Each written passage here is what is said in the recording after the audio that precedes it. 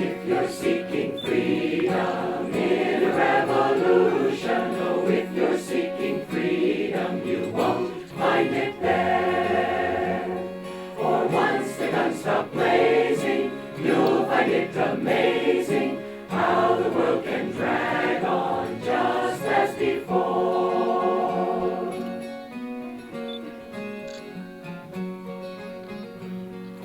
If you're seeking freedom in a marble mansion, or if you're seeking freedom, you won't find it there. Or even when it's sunny, you'll be counting money, keeping up that showcase your face lined with care.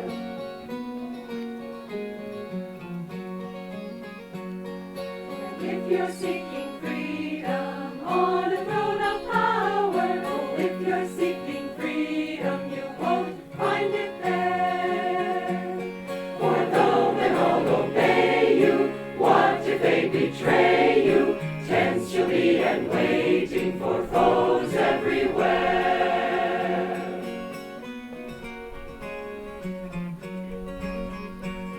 But if you're seeking freedom, cast away desires. My bargain like a beggar, you've wealth everywhere. For never can you buy it, grasp and you'll deny it. Freedom can't be hoarded, it's free as the air.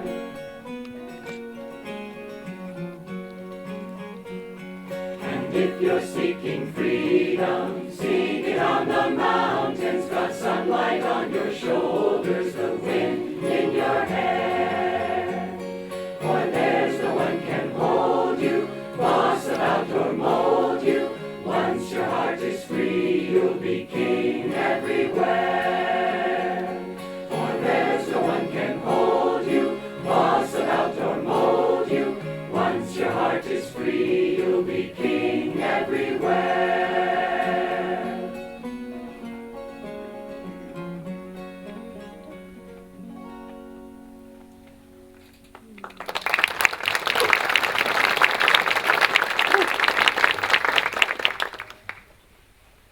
I Live Without Fear, E major.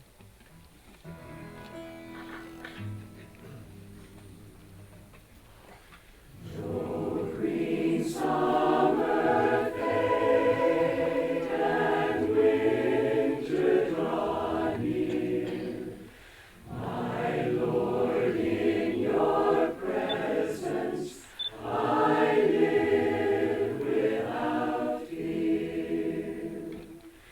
Through tempest, through snows, through turbulent tide, the touch of your hand is my strength and my guide. I ask for no riches that death can destroy. I crave only thee, your love and your joy. I ask for no riches that death can destroy. I crave only thee, your love and your joy. The dancers will pass, the singing must end. I welcome the darkness with you for my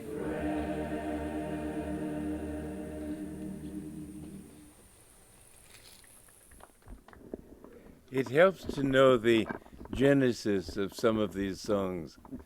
That last song was written after an interesting and not very positive experience. We had somebody who lived here for many years, and he never paid the dues that people pay to meet our expenses with utilities and everything.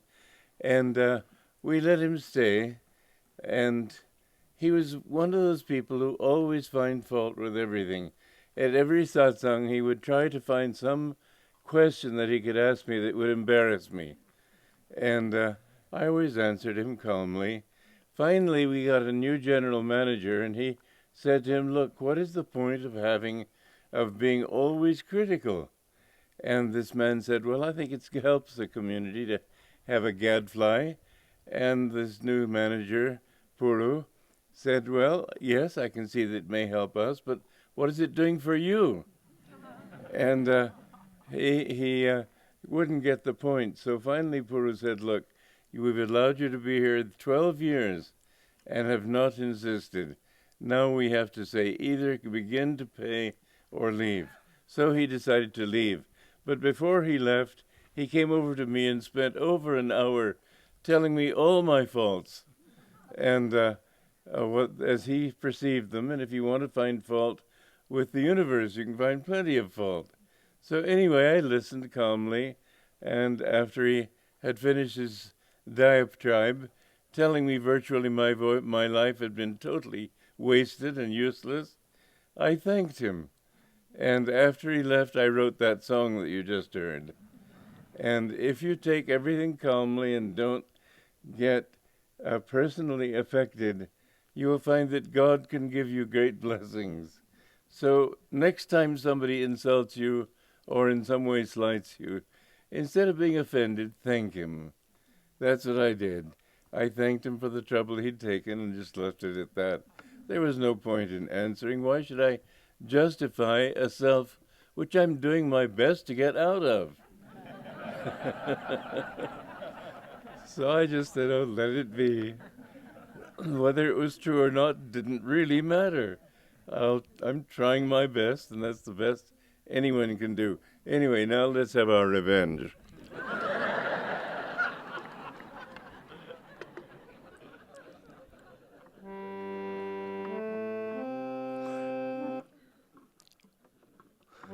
Door of my heart, open wide I keep for thee. Door of my heart, open wide I keep for thee. Wilt thou come, just for once come to me? Wilt thou come, just for once come to me? Will my days fly away without seeing thee, my Lord? Will my days fly away without seeing thee, my Lord? Night and day, I look for thee, night and day. Night and day, I look for thee, night and day. Door of my heart, open wide I keep for thee. Door of my heart, open wide I keep for thee. Wilt thou come, just for once come to me? Wilt thou come, just for once come to me? Will my days fly away without seeing thee, my Lord? Will my days fly away without seeing thee, my Lord? Night and day, I look for thee, night and day. Night and day, I look for thee, night and day. Door of My heart open wide I keep for thee, door of my heart open wide I keep for thee. Wilt thou come, just for once come to me? Wilt thou come, just for once come to me? Will my days fly away without seeing thee, my Lord? Will my days fly away without seeing thee, my Lord? Night and day, I look for thee, night and day, night and day, I look for thee, night and day, night and day, I look for thee, night and day, night and day, I look for thee, night and day. Let us meditate. Please meditate on these words from Christus Eternity.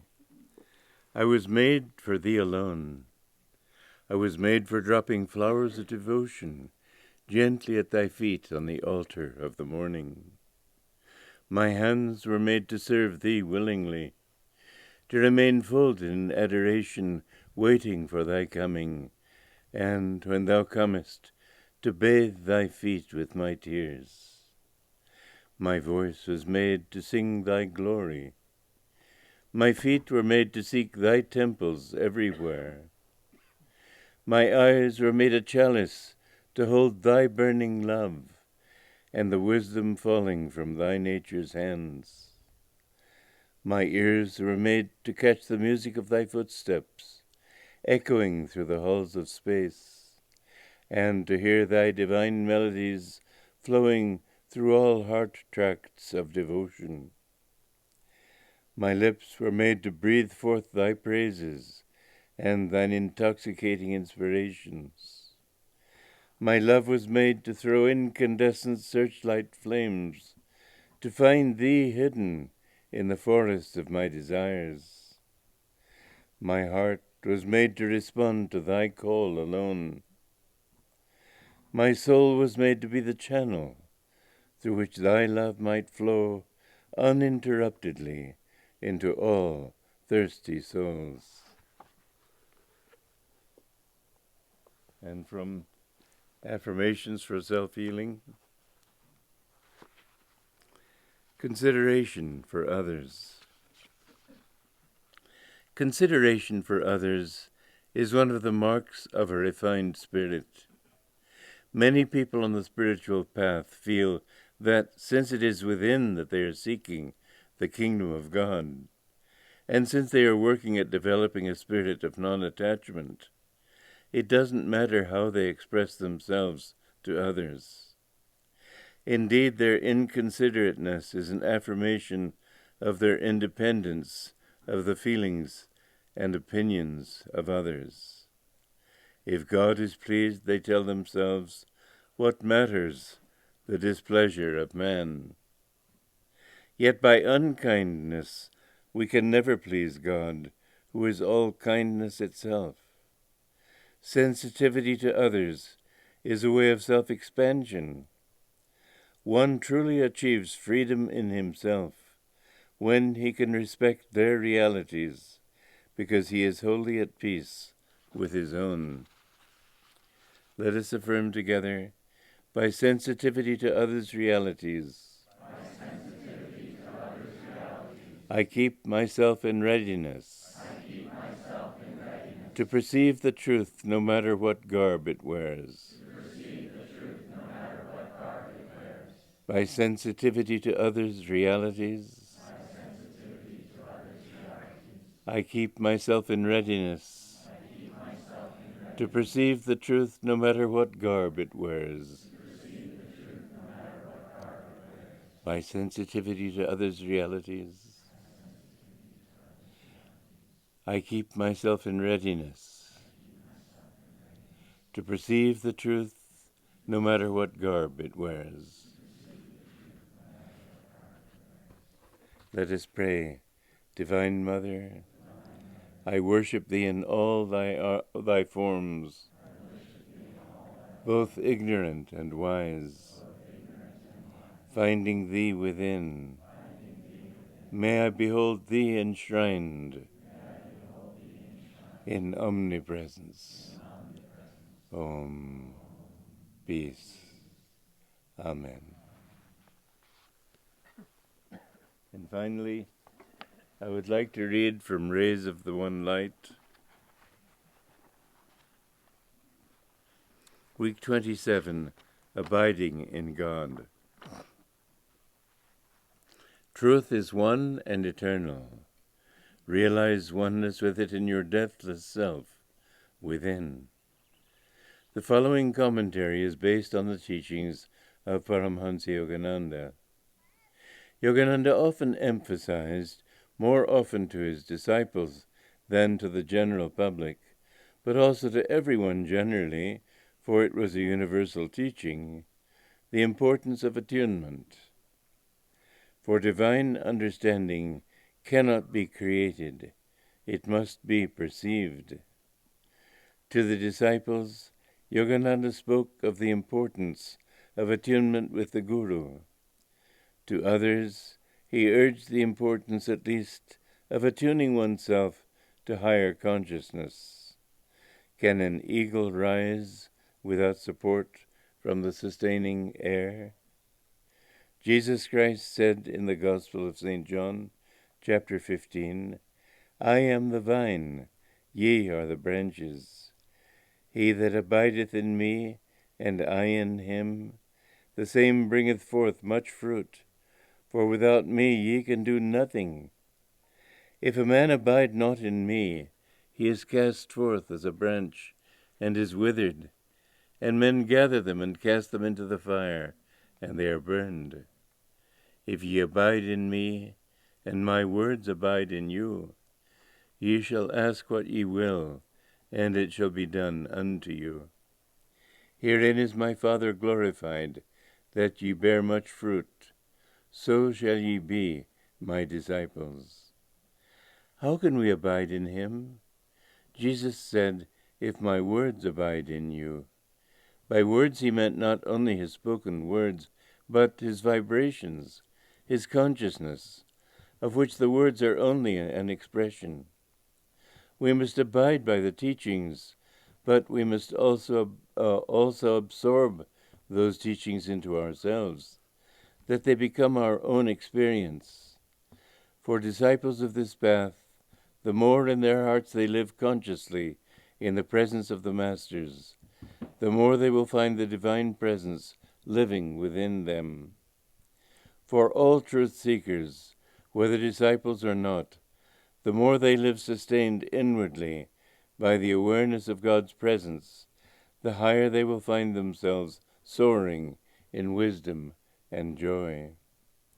For the Bhagavad Gita says in the 10th chapter, I am the source of everything. From me all creation rises. Blessed with this realization, the wise, awe-stricken, adore me. Thus, through Holy Scripture, God has spoken to mankind. Om, Om, Om. I remember Master one time saying to a few of the disciples, a few of you will fall. That means from the path. But it needn't be if you would stay in tune.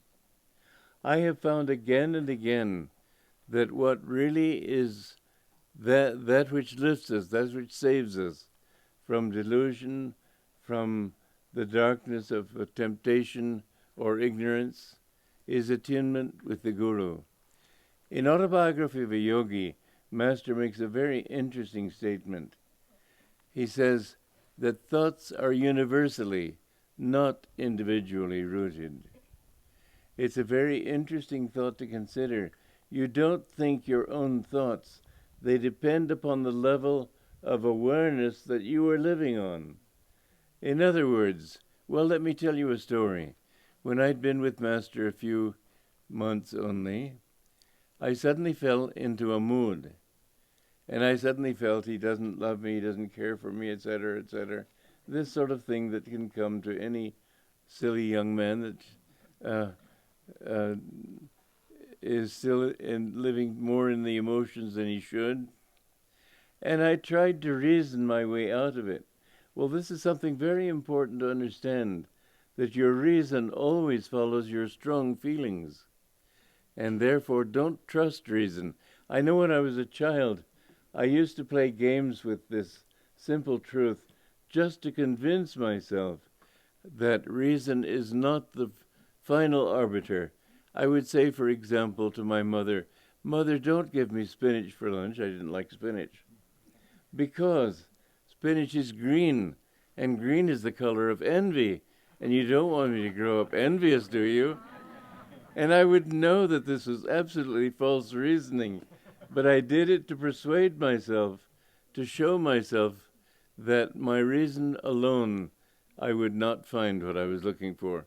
I went very much by reason, but always what guided me in the end was my feelings. And when I came to Autobiography of a Yogi, that was a very important truth in me, that I put reason aside. I remember that my mother had been trying to persuade me to love God and to seek God, and I didn't know if God really existed. And she would try to tell me about the lives of saints. I didn't know anything about the lives of saints, but when she talked about their miracles, I said, "Mother, come off it." It just seemed too ridiculous. But yet, when I read Autobiography of a Yogi, there was something in the vibration of his consciousness that was so convincing that even on page 8, when Lahiri Mahasaya materialized before Master's father and said, "Bhagavati, you are too hard on your employee," I didn't doubt it for a moment. I couldn't fully accept it because it was just beyond my experience. But I had to put it on a shelf and say, well, I'll address this one later. And I found when I lived with him, there were times when my old doubting tendency would come up, but always I found that the answer to doubt is not intellectual answers, it is love. By loving him, I absolutely came to accept him fully. So as they say, perfect love casts out fear. So also perfect love casts out doubt, casts out all darkness. But the time when I was feeling this mood, I asked my mental citizens, well, do you like being full of doubt and full of moods and so on? And they all answered, no, we don't like it. We're unhappy being in a mood. So I said, well, what shall we do about it? We can't reason our way out of it, so what shall we do? And they answered, let's sit down and meditate.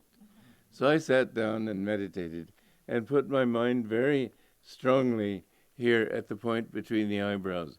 5 minutes was all it took. I changed my level of consciousness. Suddenly I saw everything differently. The way you see things depends entirely on your own level of consciousness. If you have a low level of consciousness, you'll see all the reasons in the world why that is where your thoughts ought to be.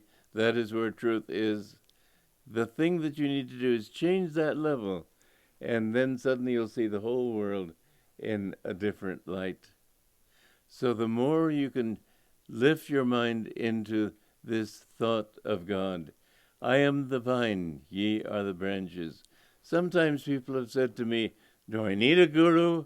I say, not at all, don't think about it. And why do I say that? Because I see that they don't understand the very need for a guru. But I say, if you want God, then you need a guru.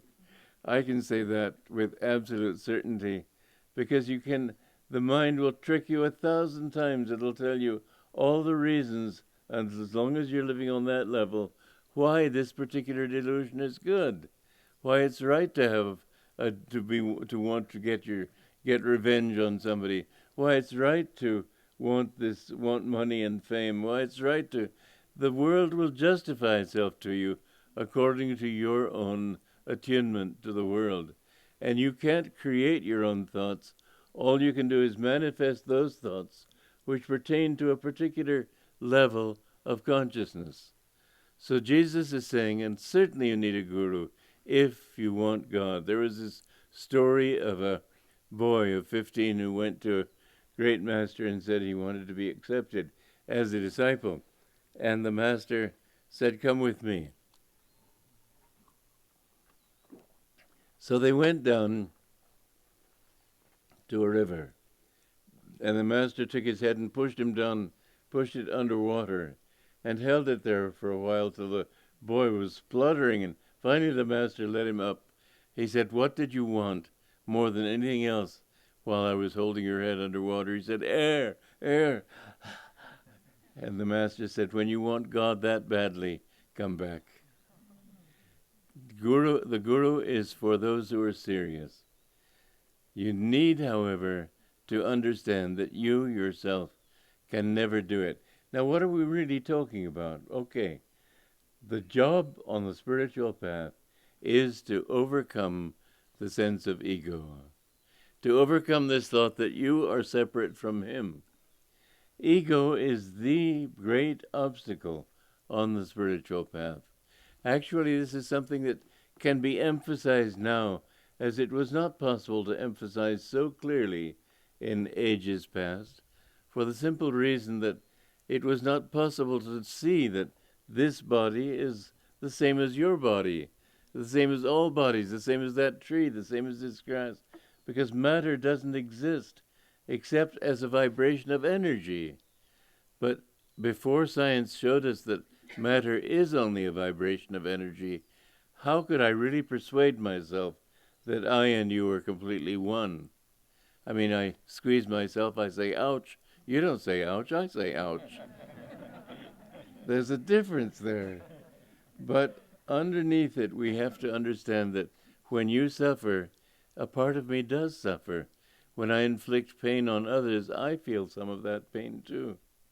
And when we've reached this point of knowing, which science has been a great blessing in helping us to understand this truth, that everything really is his consciousness, and then we have to come to that point also, understanding that we are only manifestations of him.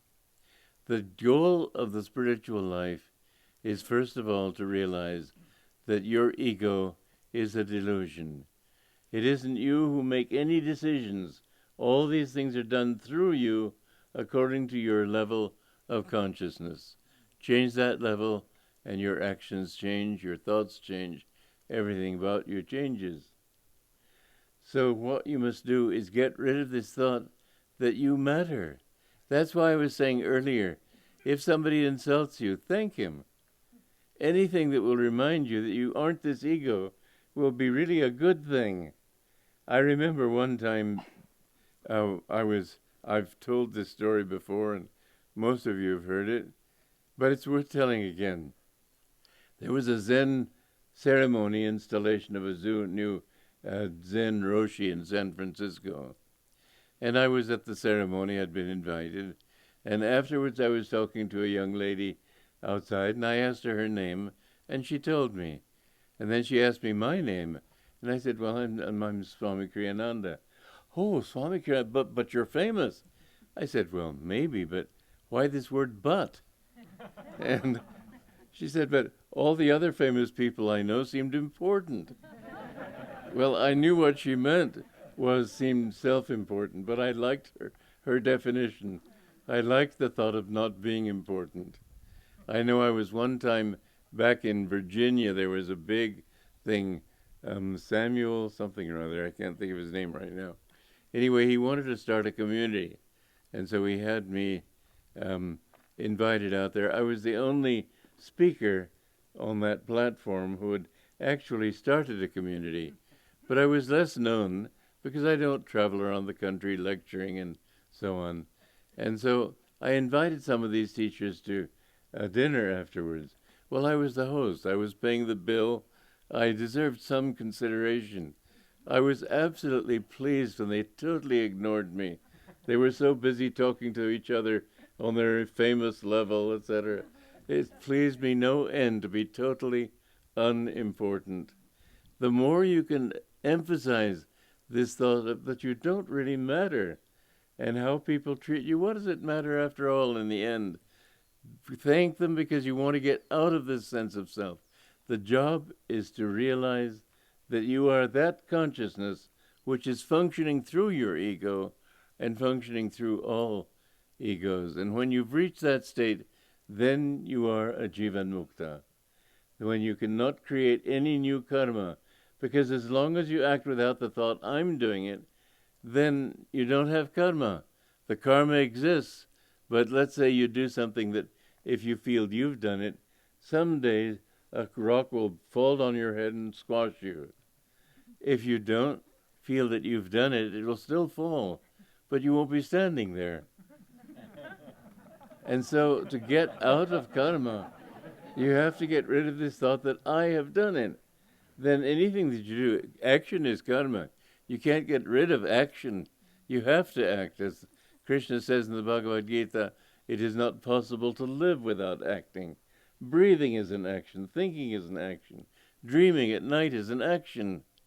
But if you don't feel, I am the doer, I am doing this act, then the results will return to others. Masters act, but they don't act for themselves. And so the good that they do reverts to their disciples. And that's how masters take the karma of their disciples on their own shoulders. So the state of Jivan Mukta is the realization that you aren't really doing anything yourself. It is being done through you. And what you will find, the astonishing thing is that when you have this clear attitude, when it's really deeply embedded in you, it's not as if then you just don't do anything. You can do 1,000 times more because you don't have this thought of I. All right, let me put it in another way. How is it? I remember that, well, I'll tell the whole story first of all, because when I came to Master, I was over-intellectual. I didn't like it.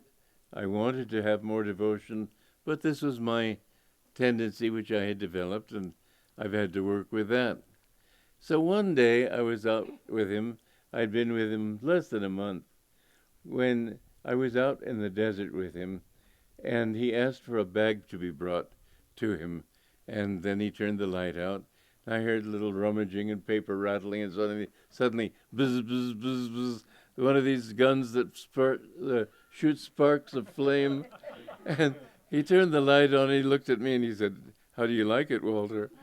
Well, I said, "It's fine, sir." I had to sort of adjust my mind to this great master playing with a toy gun. Then he rummaged and he got another little pistol out and he shot it and a little projectile went up, became a parachute, and we solemnly watched it descending to the... And I just, I appreciated it, but still, I was trying to get over the shock. And he looked at me very seriously. He said, "Suffer little children to come unto me, for of such is the kingdom of God." Now here's an important question. How could God, if he's childlike, have created this vastly complex universe? Childlike does not mean childish.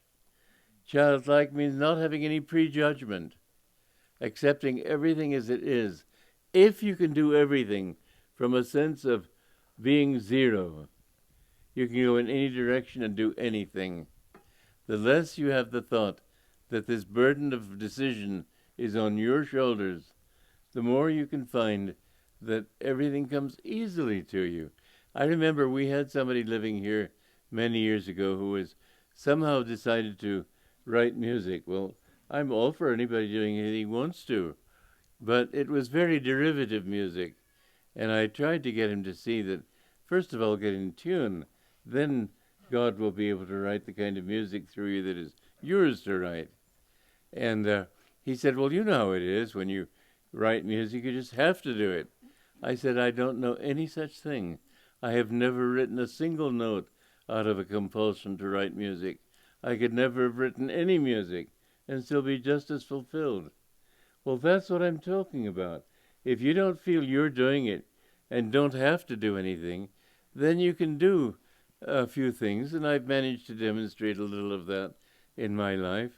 We found out recently that the total number of books I've written is about 140, and music over 400 pieces, and photographs. Well, I took 15,000 slides, and when I learned I'd done that many, I decided that's enough. I remember going to the Engadine Valley in Switzerland, which is really one of the most beautiful places in the world. I had my camera with me, but I just left it the whole time in my suitcase. I didn't even think to take it out. When you've done it, then you've done it. You just don't care. But you will be amazed how much more you can do if you work from zero. If you don't feel, what do I want? I have never asked myself, which direction do I want this music to go? I've just asked God. And God can be playful, too. I remember I had a slideshow of pictures I'd taken in Romania. And so I wanted to do something. Mind you, Dracula in Romanian just means devil. There's no such thing as a Count Dracula. That was pure fiction. But anyway, the Romanian government made something of it because it attracted tourists. So they took the Bran Castle near Brasov and called it Dracula's Castle. And anyway, so I had this picture of me outside Dracula's castle, sort of posed like that. And so I thought, well, I really ought to have a piece of music that will say this, and I had no idea what to do. So I put my fingers on the piano. I said, well, give me a melody. And suddenly, dum, dum, dum, dum, dum, dum, dum, dum, dum, dum, dum, dum, dum. And God has a good sense of humor. Don't think that when he gives you something, it has to be solemn or grave. In fact, I've had a lot of fun writing music that was comical and not serious or whatever, like the non-blues and so on. Anyway, the thing is that I'm not offering myself as a particularly good example, but surely it's one kind of example, that the less I even thought I was doing it, the more I would just ask and the melody was there. And so you will find in your life, the less you feel, what will people say? I've never been nervous in lecturing. People say that this is one of the main reasons people get nervous. I've never felt that, because I've always felt that if I'm stupid and people find out about it, let them find out. What does it matter? And so you'll find that if you don't worry about, that's why Nishkam Karma is taught in the Bhagavad Gita, action without desire for the fruits of action, action without the feeling that you are acting. But don't think that means you don't act. Let him act. I remember one time I was in Hollywood Church giving a lecture. The room was full. The church was full. And suddenly I thought, well, Master told us that we should let God speak through us. Maybe I should just sit and just stand here and wait for God to say something. So I stopped speaking. 2 minutes went by. Well, you figure somebody speaking and suddenly stopping for 2 minutes. I know one of my friends was perspiring, thinking I had just frozen. But no, I was just comfortably waiting to see if he would speak. And I found he didn't. And I understood Master's teaching, I should say, in which he said that I will reason, I will, I will act, but guide thou my reason, will, and activity to the right path in everything. So you have to do your best. You can't just wait for him to tell you what to do.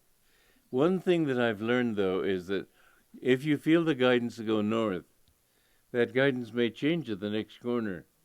So don't just say, well, I've got the guidance to go north and keep on going north. Always keep your mind open, because then he may tell you, go right or go left. This is one of the problems people get into in religion. Let us say that the goal of life is to find the equator. Well, those who are north of the equator will be told to go south, and those who are south will be told to go north. And so they meet, and human nature being what it is, they keep going. So the people in the northern hemisphere, when they get to the equator, they keep going south. And they meet people determinedly going north. And they say, you're supposed to go south. No, you're supposed to go north. So they start fighting. And that's basically what all the religions are about. A master is born to correct a misunderstanding. And then people say, no, we have to carry this to the end. Let the truth come day by day, minute by minute. Feel that guidance. Don't ever be dogmatic. But you will find that the more you offer yourself up to him, the more you will know how you should go, which direction you should go. And so in making yourself understand this principle that you are only the branches of that vine. You're a branch of some vine whether you like it or not. You're not yourself. You're not an individual being. You're a part of the great consciousness of the universe. God created you. But will you be guided by ignorance or by wisdom? This is the issue. I have found that by attunement with Master, everything came that I needed. I didn't have to worry. Somehow I would stumble through to the right answer all the time. This is very, very important. The most important thing on the spiritual path is not to have a guru, but to be attuned with him.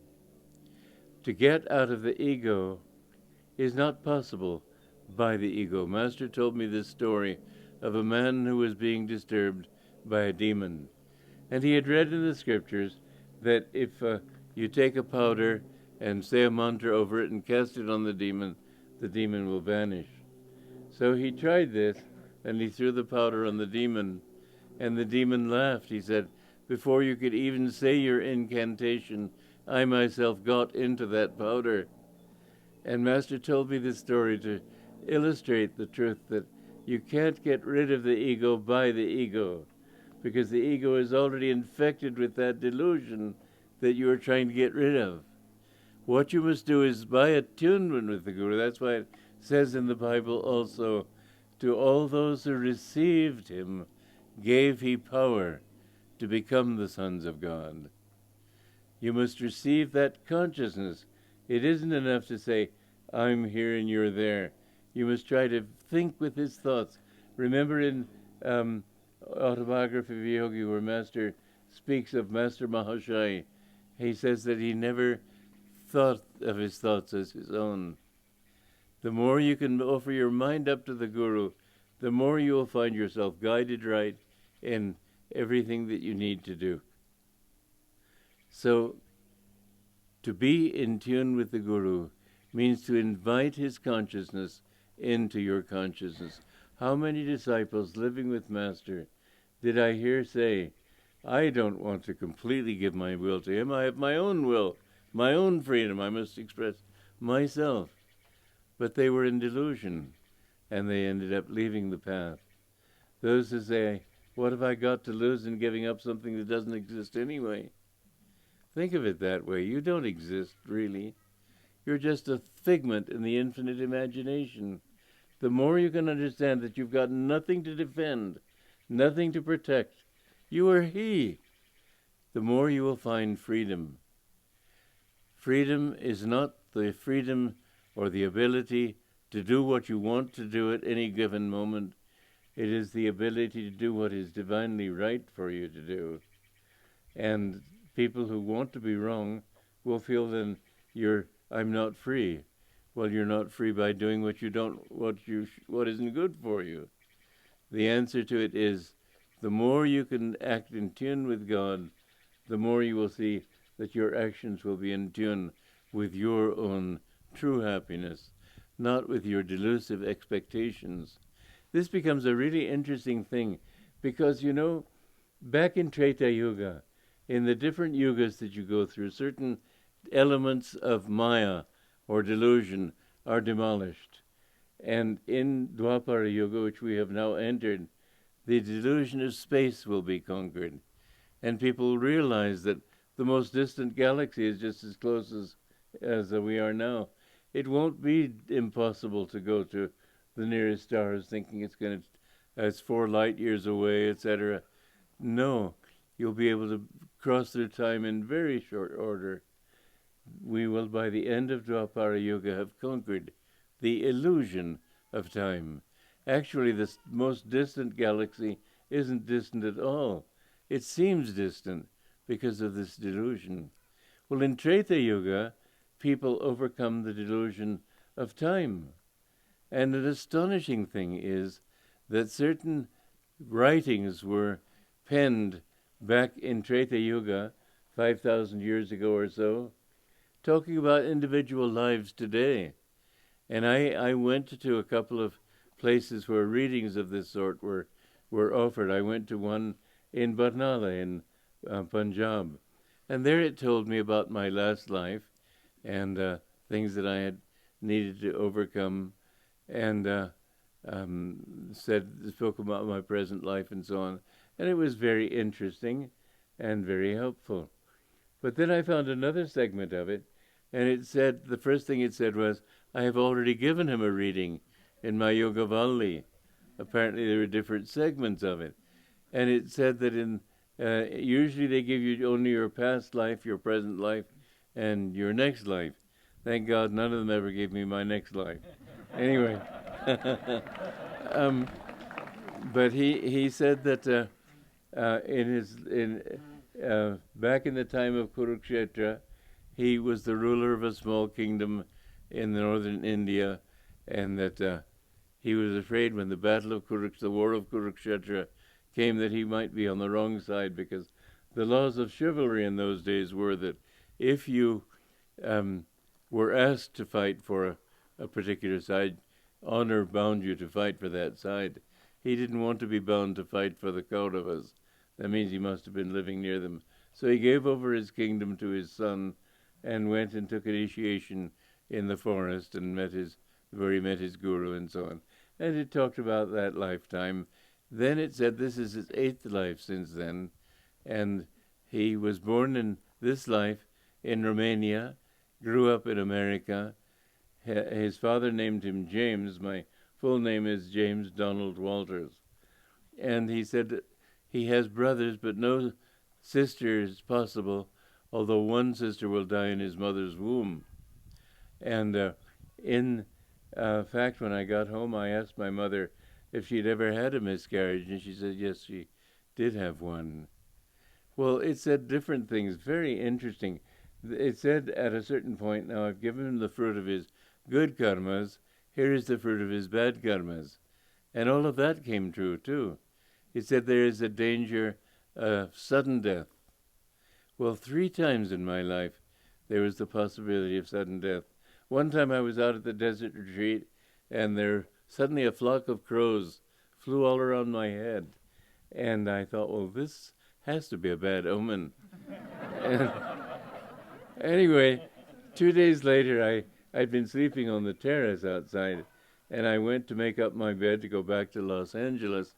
I found between the sheets a squashed black widow spider. And another time, I was setting up a microphone for a lecture in Puri, in India, and suddenly the short circuit of 230 volts went right through my body, lifted me off the ground. It would have killed me instantly. But in that split second, the fuse blew.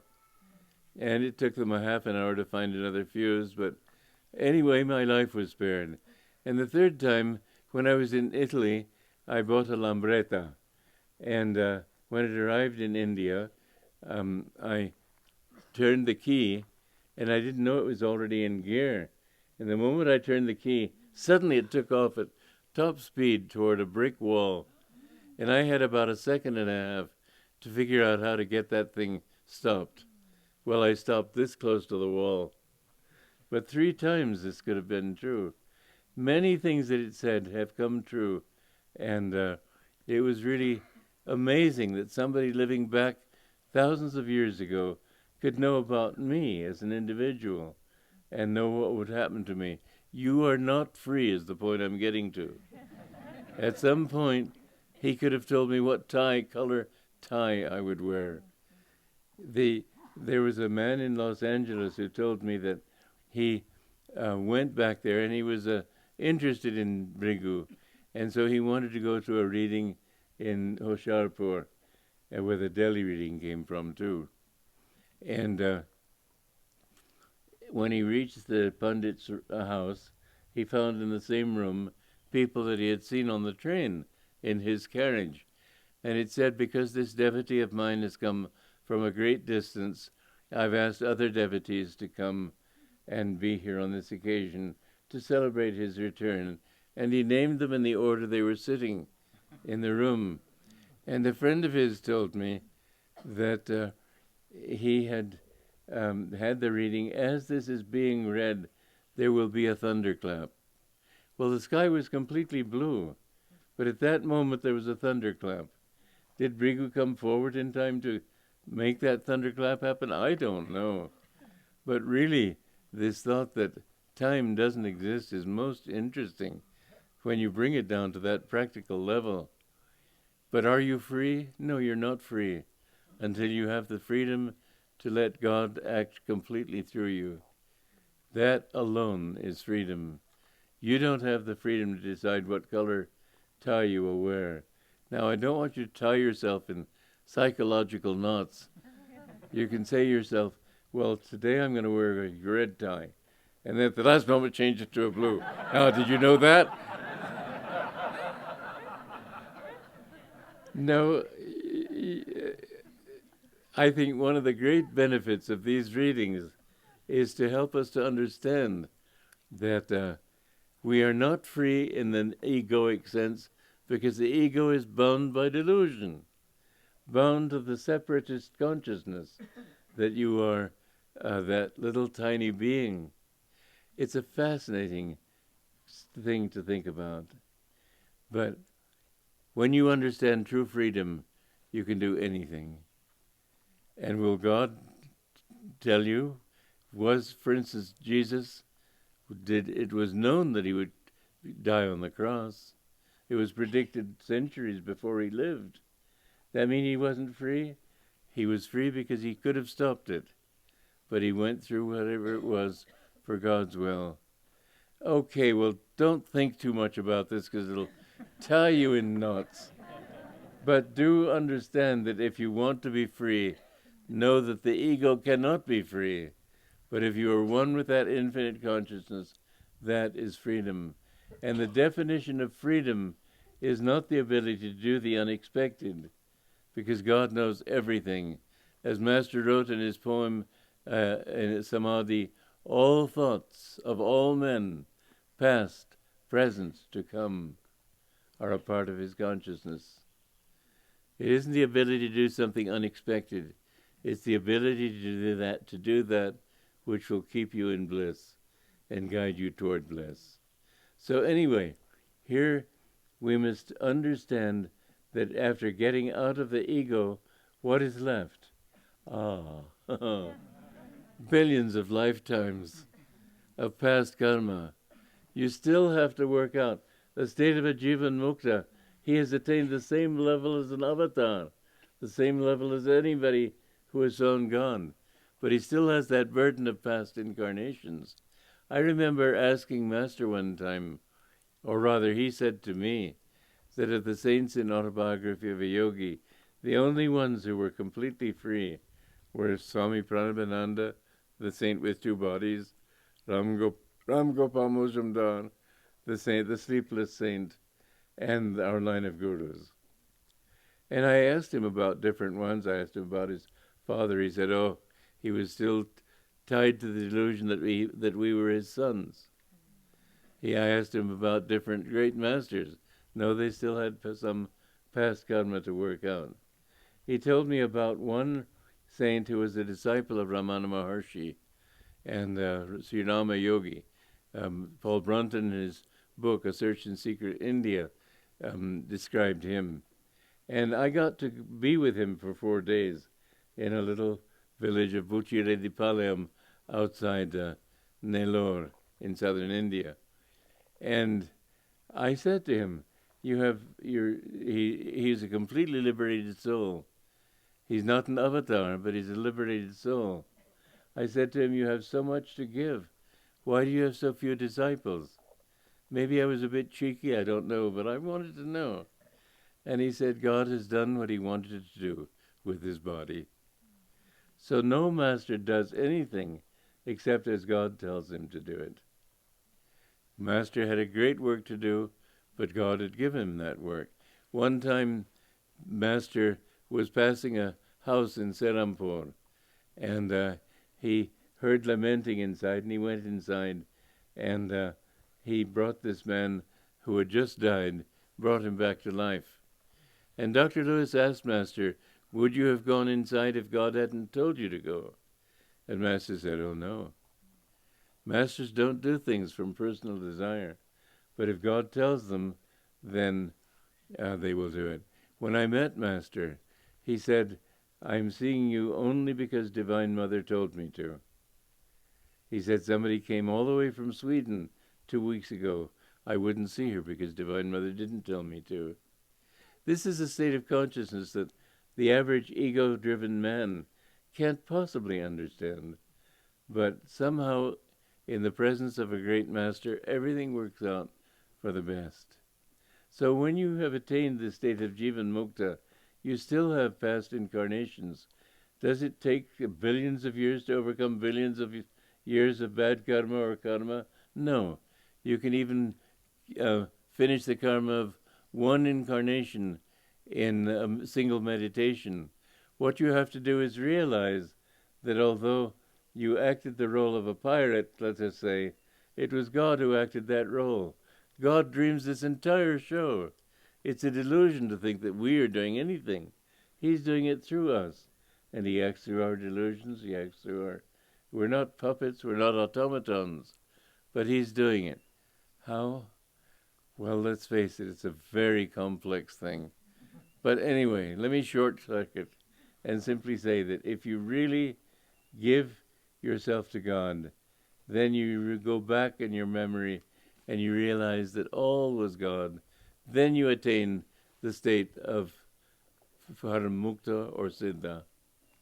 When you've attained the state of supreme freedom, usually what happens is this, that, Ramakrishna told a beautiful story about 3 men who left their village, and they came upon a high wall, and they'd never seen that wall there before, and they wondered what could be on the other side. And so they decided that they would try to help each other till finally one of them could get on top of the wall. Then he'd come back and tell them. And so they had somebody stand on a stump, and somebody got on his shoulders, and then the third one managed to get up onto his shoulders, and he managed to reach the top of the wall and chin himself and get up there somehow. And he looked down, and he clapped his hands gleefully, and he said, oh, how beautiful. He jumped down the other side, and they waited, and they waited. And finally they thought, well, he's not coming back. And so they 2 of them decided, well, we've got to get up there and find out what it is. So the second one said, well, if I can get up there, I'll certainly tell you. And he got up there finally by finding a taller tree stump, whatever it was.